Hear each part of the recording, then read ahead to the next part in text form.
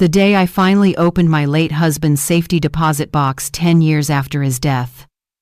I'd been avoiding it, unable to face the final pieces of the life we'd shared. What I found inside wasn't old documents or sentimental keepsakes. It was evidence that Henry hadn't died in that car accident. He'd staged his death and disappeared, leaving me to grieve a ghost. Some deaths are lies, and some husbands are strangers. Before I tell you about what I found in that safety deposit box, I need to tell you about Henry and the life we built together, because understanding what I thought I had makes the truth that much more devastating. I met Henry when I was 22 years old, fresh out of nursing school and working my first real job at County General Hospital. He was 25, working in the hospital's IT department, installing new computer systems that were just starting to become standard in healthcare. Henry was quiet and methodical, the kind of man who thought before he spoke and solved problems with patience and logic. Where I was emotional and impulsive, he was steady and calm. We balanced each other perfectly, or so I believed. We dated for a year before he proposed. He took me to the park where we'd had our first date, got down on one knee by the lake, and asked me to marry him with a simple gold band he'd saved for months to afford. I said yes without hesitation. Our wedding was small and simple. We couldn't afford anything elaborate, but we didn't need it. We had family, friends, love, and hope for the future. That felt like more than enough. Henry and I settled into married life with the ease of people who genuinely liked each other. We bought a small house that needed work, and Henry spent weekends fixing it up while I planted gardens and decorated rooms. We talked about having children someday when we were more financially stable. We made plans for growing old together. Henry's career in IT flourished as computers became essential to every business. He moved from the hospital to a private tech company that paid better.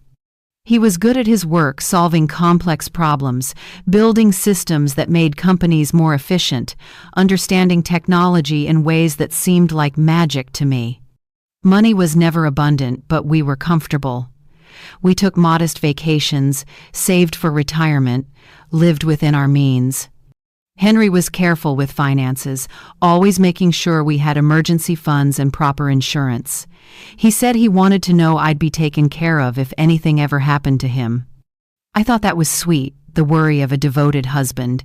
Now I understand it differently. We had 3 children over the years, Marcus, Trevor, and Claire. Henry was a wonderful father, patient and present in ways his own father hadn't been. He coached Little League, helped with homework, attended every school event.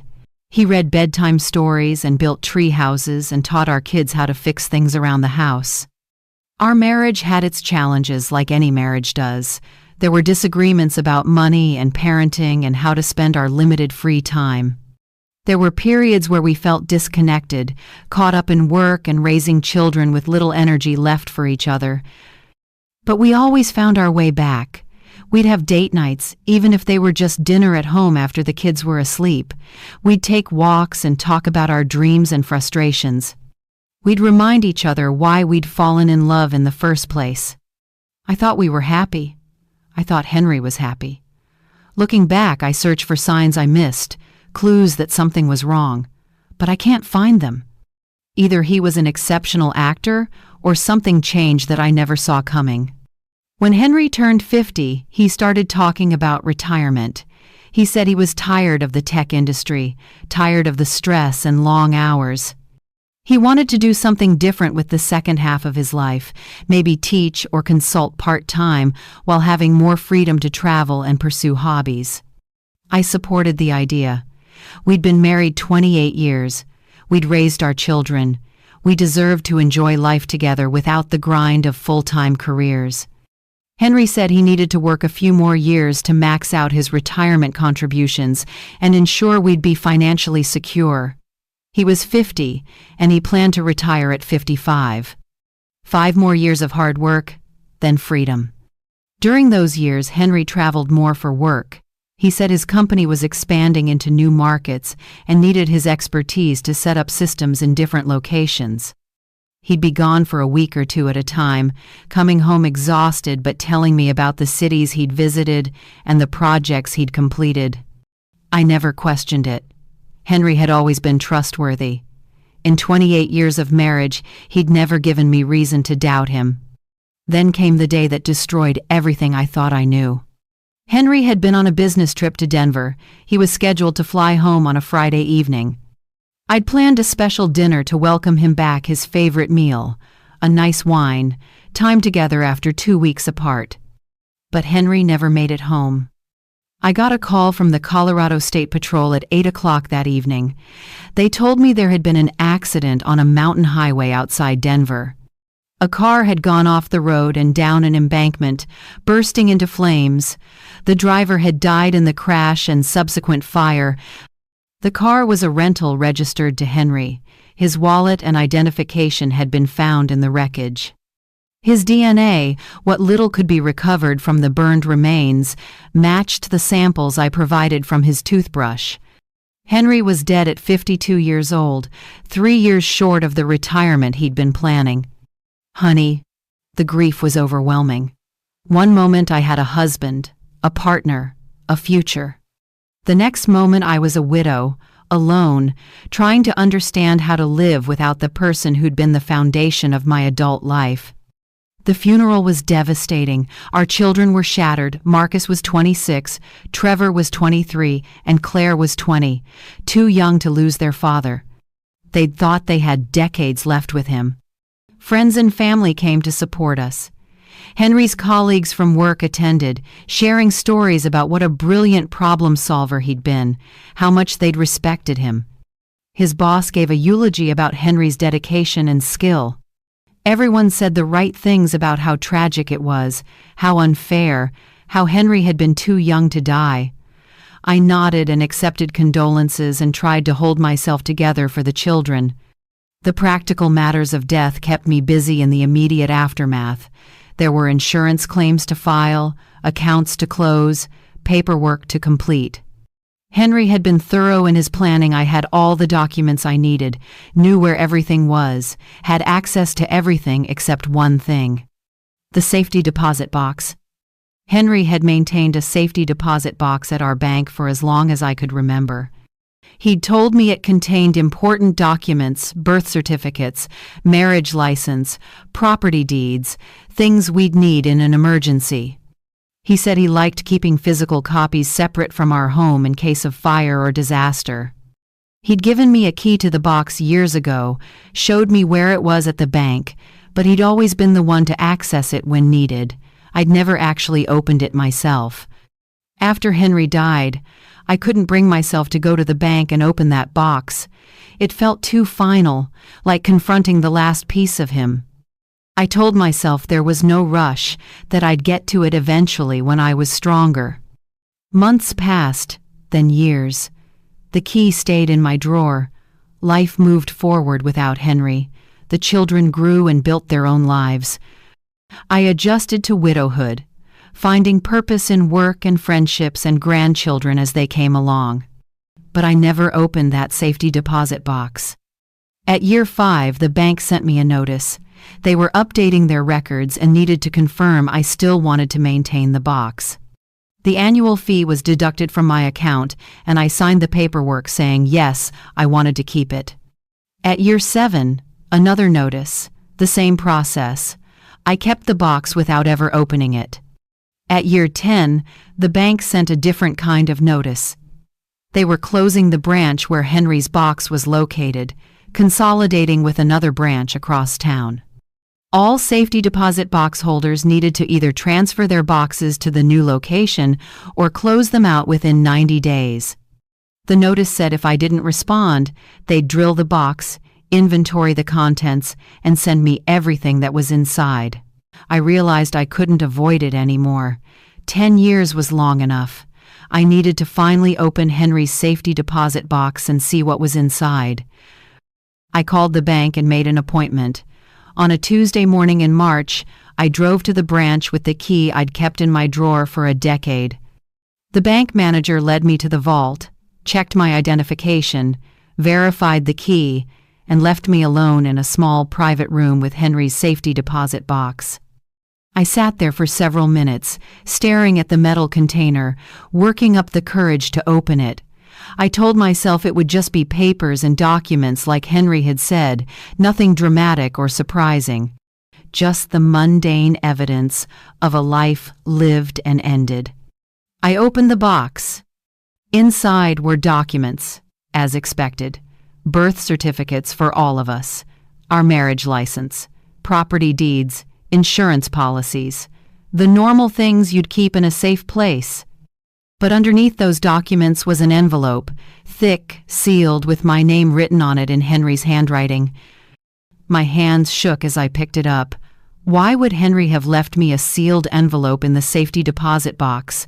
If these were important instructions or information, why hadn't he told me about them? I opened the envelope and pulled out what was inside. There were several documents. The first was a letter addressed to me, several pages long, handwritten by Henry. I started reading, and honey, with each sentence, my world collapsed. Henry wrote that by the time I read this letter, he would be gone. Not dead, but disappeared. The accident in Colorado had been staged, carefully planned to give him a new identity and a new life. He wrote that he was sorry, but he couldn't continue living the life we'd built. He felt trapped, suffocated, desperate to escape. He said he'd been unhappy for years but couldn't figure out how to leave without destroying me and the children. The staged death had seemed like the only solution. I'd grieve, but I'd also get life insurance money and his retirement accounts. I'd be financially secure. The children would recover eventually. And Henry would be free to start over somewhere else as someone else. He wrote that he'd been planning this for 3 years, ever since he'd turned 50 and realized he couldn't face another 20 or 30 years of the same life. The business trips had given him opportunities to establish his new identity, to set up accounts and create a paper trail for his alter ego. The accident in Colorado had been elaborate. He'd hired someone to drive the rental car off the road, making sure the fire would destroy any evidence that could prove it wasn't him. He'd left his wallet and personal effects in the car.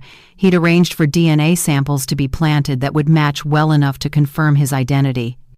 Then he'd disappeared, using identification he'd purchased with a new name, moving to a location he didn't specify in the letter. Henry wrote that he knew this was unforgivably cruel. He knew I'd grieve. He knew the children would be devastated. But he said he'd felt like he was dying inside, that staying would have killed him slowly, that this was the only way he could survive. He said he hoped I'd eventually understand, even if I couldn't forgive him. He said he'd always remember our early years fondly, even if the marriage had eventually become a cage. He said he wished me well, hoped I'd find happiness, and asked that I not try to find him. The letter ended with his signature, Henry's familiar handwriting, the way he always signed birthday cards and love notes, now signing off on the biggest betrayal imaginable. I sat in that small bank room, holding my dead husband's confession that he wasn't actually dead, and I couldn't process what I was reading. It had to be a joke, some kind of sick prank. Henry couldn't have done this. But there were other documents in the envelope that proved the letter was real. There was a photocopy of Henry's new driver's license with a different name and a photo of him with a beard and glasses. The man in the photo was unmistakably Henry, just slightly altered in appearance. There were bank statements for accounts I'd never known about, in his new name, showing deposits and balances that proved he'd been siphoning money from our joint accounts for years.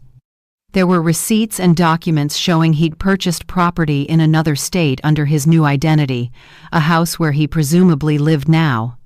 There was even a photograph.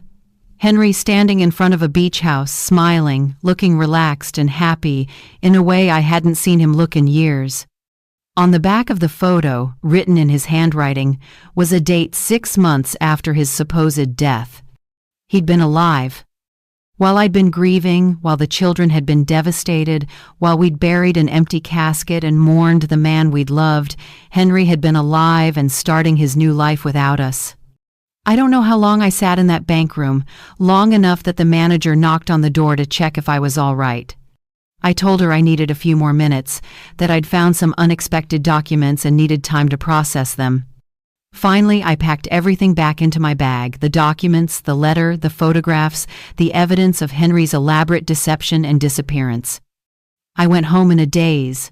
I sat at my kitchen table and read the letter 3 more times, hoping I'd somehow misunderstood.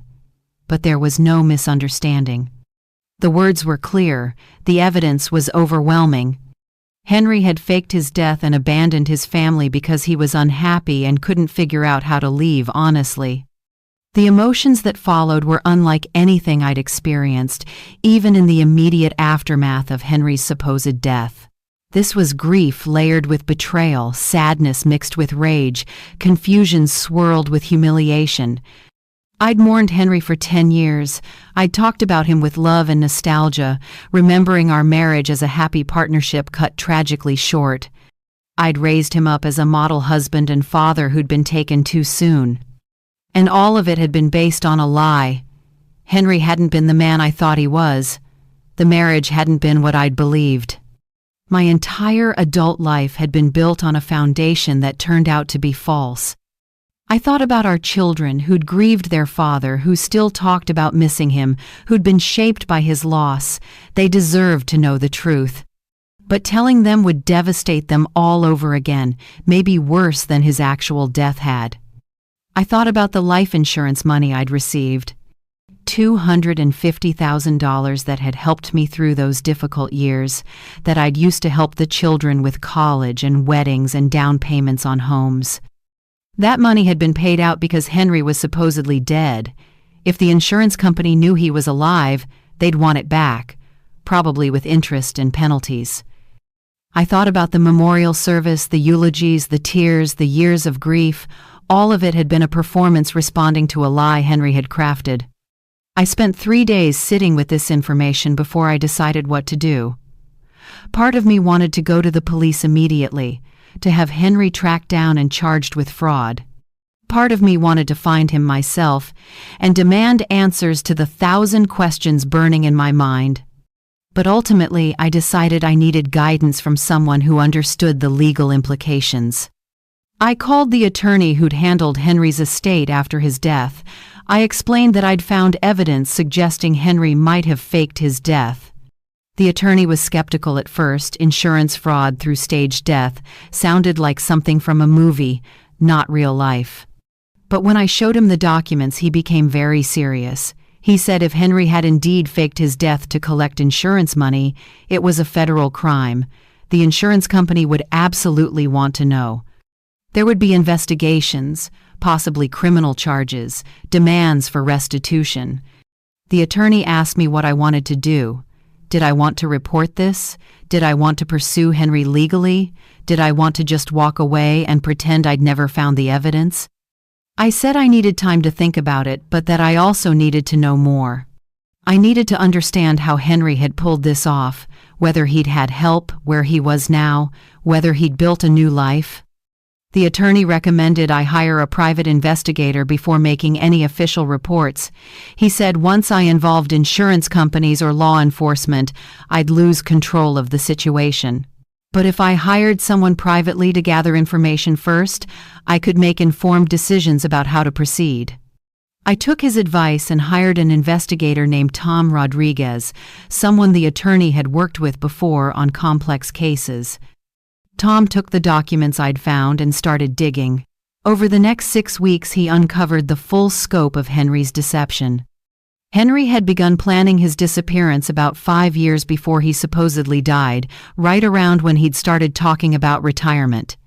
He'd been unhappy in our marriage and in his life, but instead of being honest about it, he'd decided to escape. He'd started by creating a new identity.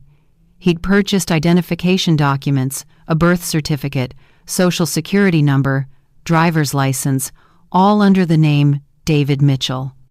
These weren't forged. They were real documents for a real person who died as a child decades ago. Henry had essentially stolen a dead child's identity to create his new life. Using this new identity, he'd opened bank accounts and credit cards.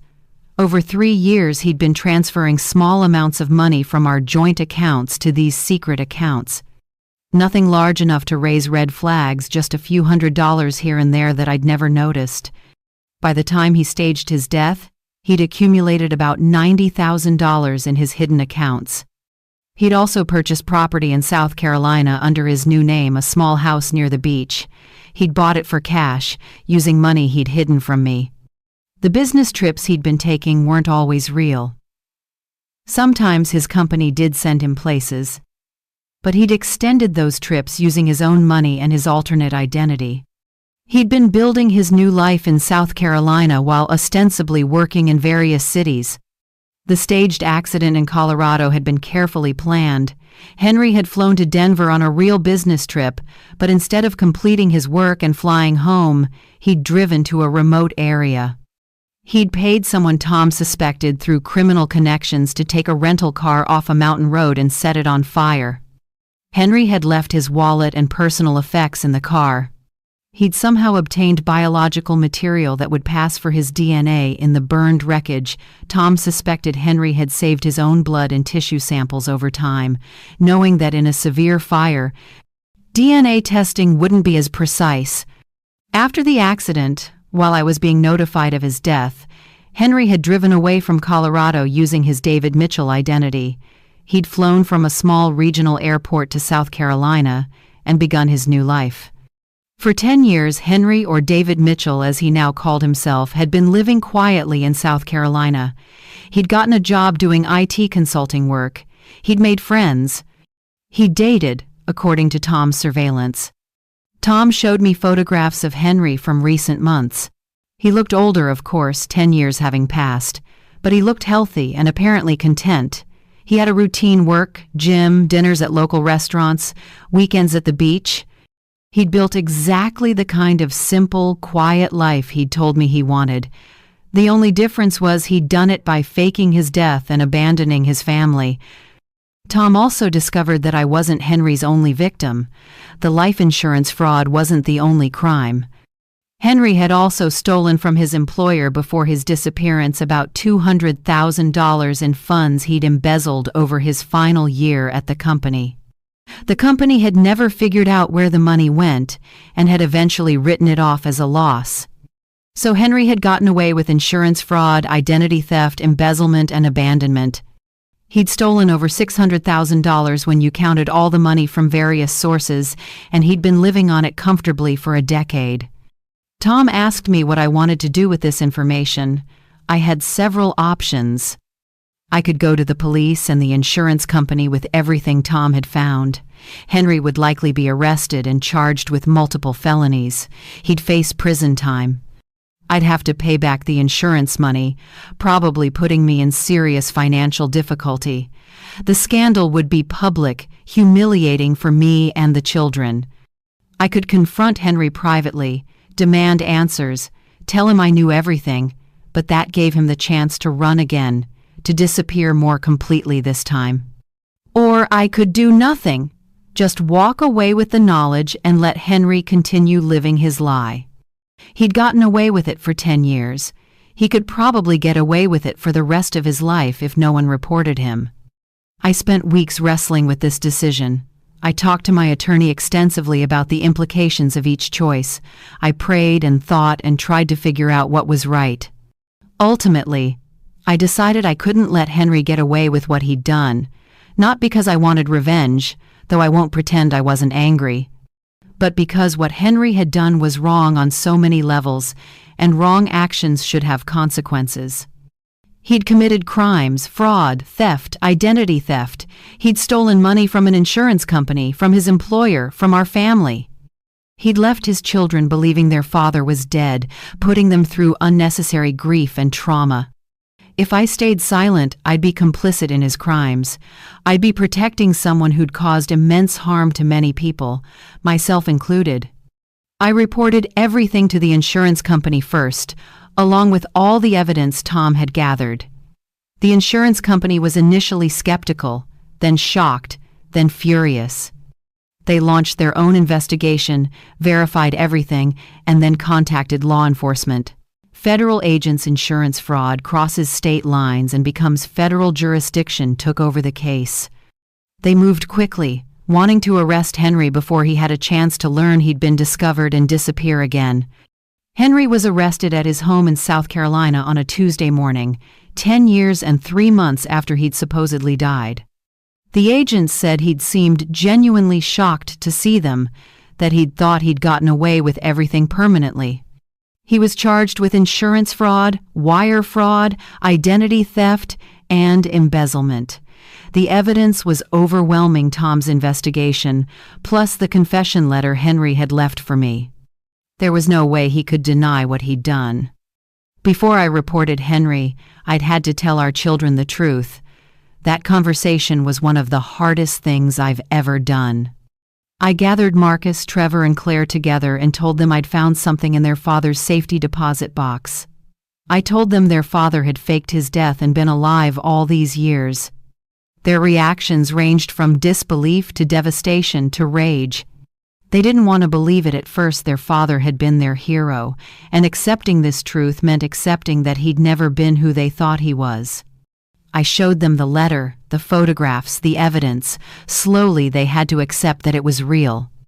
Their father had abandoned them deliberately, had let them grieve him for a decade while he lived a comfortable new life without them. Marcus wanted to confront Henry immediately.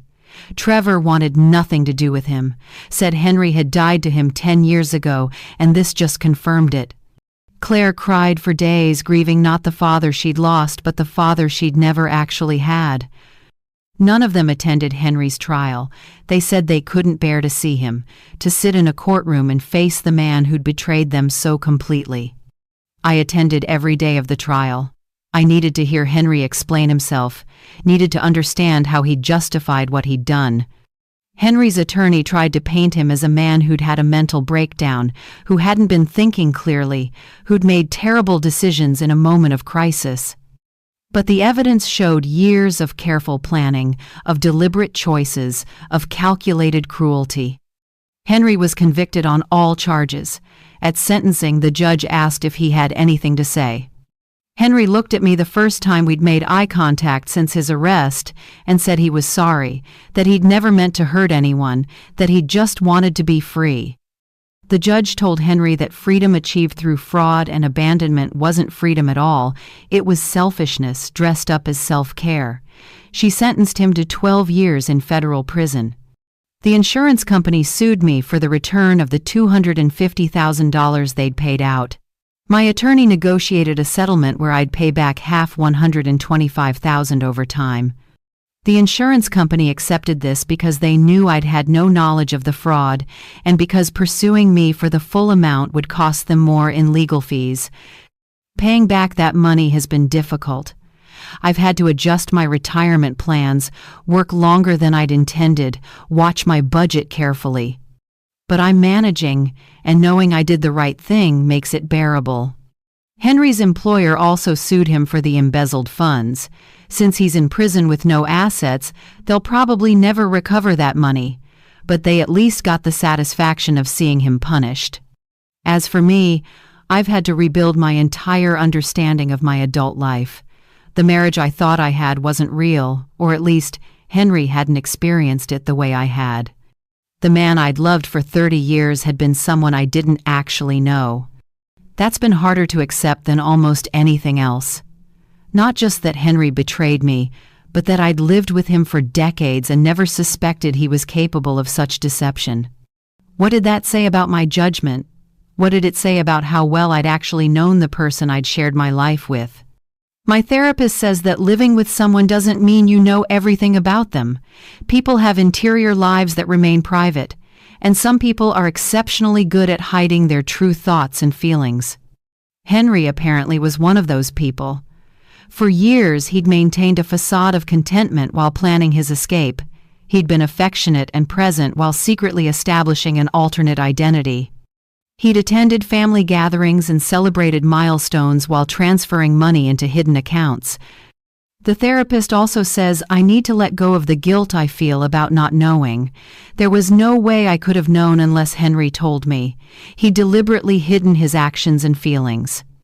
That wasn't my failure, it was his deception. I'm working on accepting that. Some days are easier than others. Henry is currently serving his sentence. I've received letters from him, forwarded through the prison system. I haven't opened them. I don't know if I ever will. What could he possibly say that would matter at this point? Our children have each processed this in their own ways. Marcus has been in therapy, working through trust issues that have affected his own marriage. Trevor has thrown himself into work, avoiding emotional processing entirely. Claire has been the most open about her feelings, writing and talking about the experience of learning your deceased father was actually alive and had abandoned you deliberately. People ask me sometimes if I've forgiven Henry. The answer is complicated. I understand that he was unhappy and felt trapped. I understand that people sometimes make terrible decisions when they're desperate to change their circumstances. But I also understand that Henry had choices. He could have asked for marriage counseling. He could have asked for a divorce. He could have been honest about his feelings instead of lying for years. He could have left without committing crimes and traumatizing his family. He chose instead to fake his death, steal money, and let us grieve unnecessarily for a decade. Those choices caused enormous harm that can never be undone. So while I've released my anger for my own peace of mind, I haven't forgiven him in the sense of excusing what he did. Some actions are simply unforgivable. The lessons from this experience have reshaped how I see relationships and trust. First, people are capable of more deception than we want to believe. Even people we've known for decades can have secret lives we never suspected. Trust is important, but it can't be blind. Second, unhappiness doesn't justify cruelty. If Henry had been honest about being unhappy, it would have hurt, but it wouldn't have hurt as much as what he actually did. The pain of an honest ending is preferable to the trauma of a betrayal. Third, grieve what you've lost, but don't let it define you forever. I spent 10 years mourning Henry, and I've had to spend additional time mourning the marriage I thought we'd had. But I can't spend my entire life in grief. At some point, I have to choose to move forward. Fourth, doing the right thing often costs something. Reporting Henry's fraud cost me financially and emotionally, but staying silent would have cost me morally. Sometimes, the right choice is the expensive one. And finally, honey, people can survive more than they think they can. I survived Henry's supposed death. I survived discovering he'd faked it. I survived the trial and the scandal and the financial hardship. I'm still here, still standing, still capable of joy and connection. That's worth more than any marriage built on lies could ever have been. When I opened my late husband's safety deposit box after 10 years, I expected to find documents. Instead, I found proof that the man I'd mourned was alive and had never deserved my grief. That discovery destroyed the past I thought I'd had, but it also freed me from living the rest of my life based on a lie. Henry is in prison now, and I'm here, building a life based on truth instead of deception. I know which of us made the better choice. If this story shook you, don't just sit with that feeling, share it. Hit the like button, subscribe, and share this video with someone who's ever discovered that the person they loved the most wasn't who they thought they were. Because this story isn't just about a box full of secrets. Honey, it's about how the truth can bury you and free you all at once.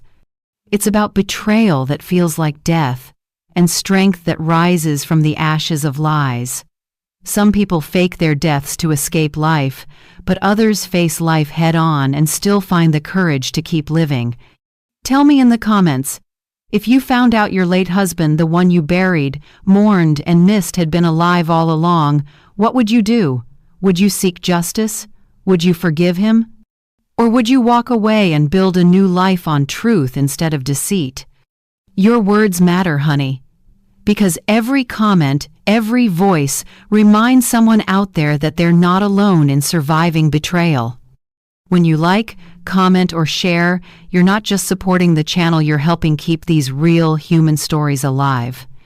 Stories about love, loss, survival, and the strength it takes to stand back up when the ground beneath you collapses.